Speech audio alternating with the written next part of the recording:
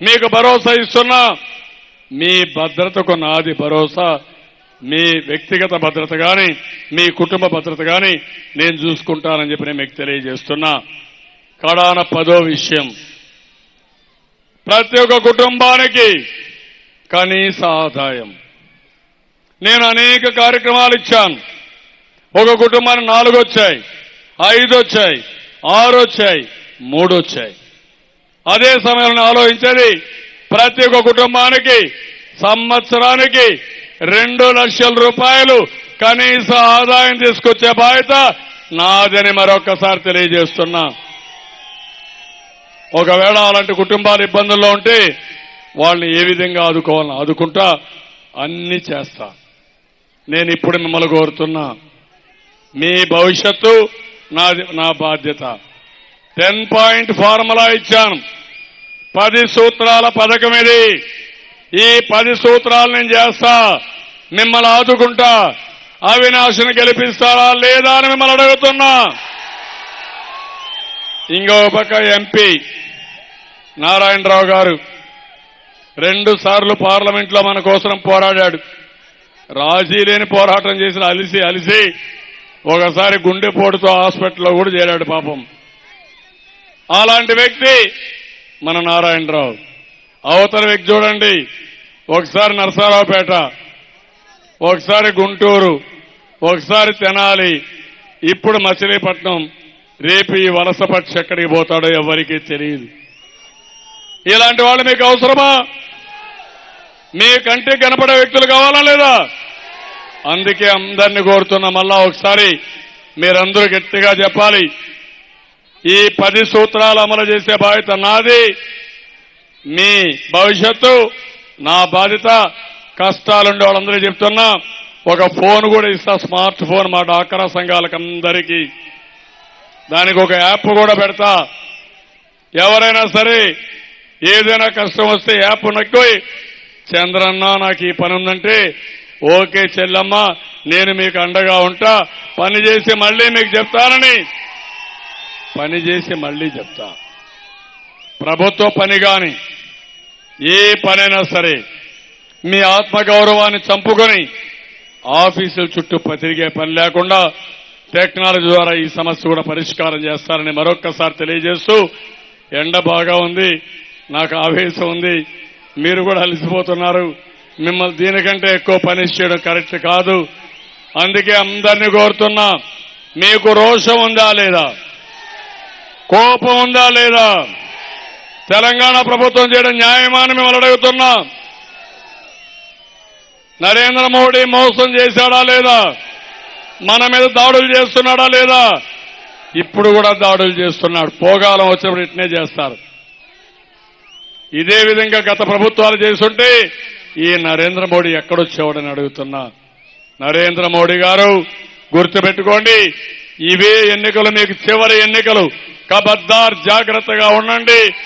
దాడులు చేసి మీరు గెలవలేరు. ఈ దాడుల నుంచి బయటపడాలంటే మీరే రక్షణ, ప్రజలే రక్షణ. ఒక కవచం మారిగా మీరు అల్లుకొని రావాలి. అది చెయ్యమని నేను కోరుకుంటూ, జగన్మోహన్ రెడ్డి ఒక కుట్రదారుడు. ఈ రాష్ట్రం పైన కుట్ర చేసే పరిస్థితికి వచ్చాడు. మా తమ్ముళ్ళు అంటున్న కోడి కత్తి. ఆ పార్టీ పేరే కోడి కత్తి పెట్టుకుంటే బాగుంటుంది. చిన్న విషయాన్ని ఇంత కోడి కత్తి, దానికి ఇంత ఎంక్వైరీ. ఏం తమ్ముళ్ళు ఎక్కడికి పోతున్నారు మీరు? దానికి వీళ్ళ కాపలాదారుడు నరేంద్ర మోడీ. అందుకే ఇవన్నీ మీరు ఆలోచించాలి. ఇప్పుడు నేను అడుగుతున్నా, తమ్ముళ్ళు మీ ఓటు గట్టిగా చెప్పాలి. నాకు కూడా దాహం వేస్తా ఉంది కానీ, తమ్ముళ్ళు మీ ఓటు, అమ్మలారా మీ ఓటు. తెలుగుదేశం వర్ధిల్లాలి. తెలుగుదేశం, తెలుగుదేశం, తెలుగుదేశం. ఎన్టీఆర్ అమర్హై. ఎన్టీఆర్, ఎన్టీఆర్, ఎన్టీఆర్.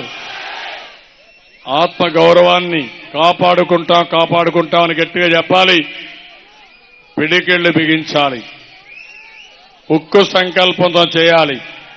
తమ్ముళ్ళు ఆత్మగౌరవాన్ని ఆత్మగౌరవాన్ని ఆత్మగౌరవాన్ని ఆత్మగౌరవాన్ని శభాష్, మీరు చాలా స్ఫూర్తిదాయకంగా చెప్పారు.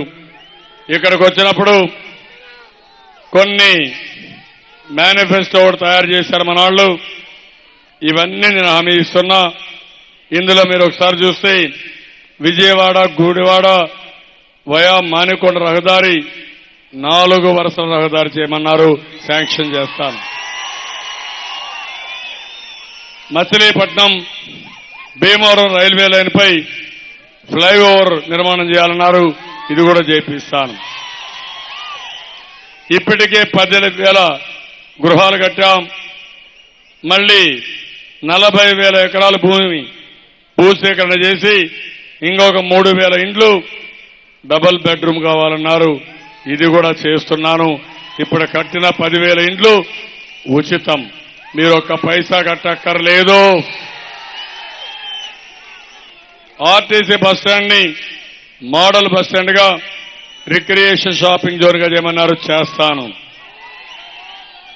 ఎన్టీ రామారావు గారి పేరుతో ఇక్కడ వైద్య కళాశాల అంటున్నారు, కానీ ఇక్కడే ఉంది, నేను ఆలోచిస్తాను. మీరు అవినాష్ని గెలిపించండి, నేను వైద్య కళాశాల కండిషన్. మీరు గెలిపించకపోతే నేను ఇవ్వను, నేను ముందే చెప్తున్నా. మీకు ఆ స్ఫూర్తి రాకపోతే నేను కూడా పనులు చేయాల్సిన పని లేదు. మీకు ఎందుకు పనిచేశాను 5 ఏళ్లు? మళ్ళా కోడికత్తి పార్టీ, నాటకాల పార్టీ, కుట్రల పార్టీలు వస్తే మీరు ఓట్లేసి కొంటే నేనెందుకు కష్టపడాలని మిమ్మల్ని అడుగుతున్నా. నిన్న ఆ వృద్ధులకుండే ఒక కమిట్మెంట్, కృతజ్ఞత ఉందా? నమ్మకమేనా? అన్ని ఇండ్లకు బెనిఫిట్ వచ్చిందా లేదా? వచ్చినట్టు జైలు పైకెత్తండి.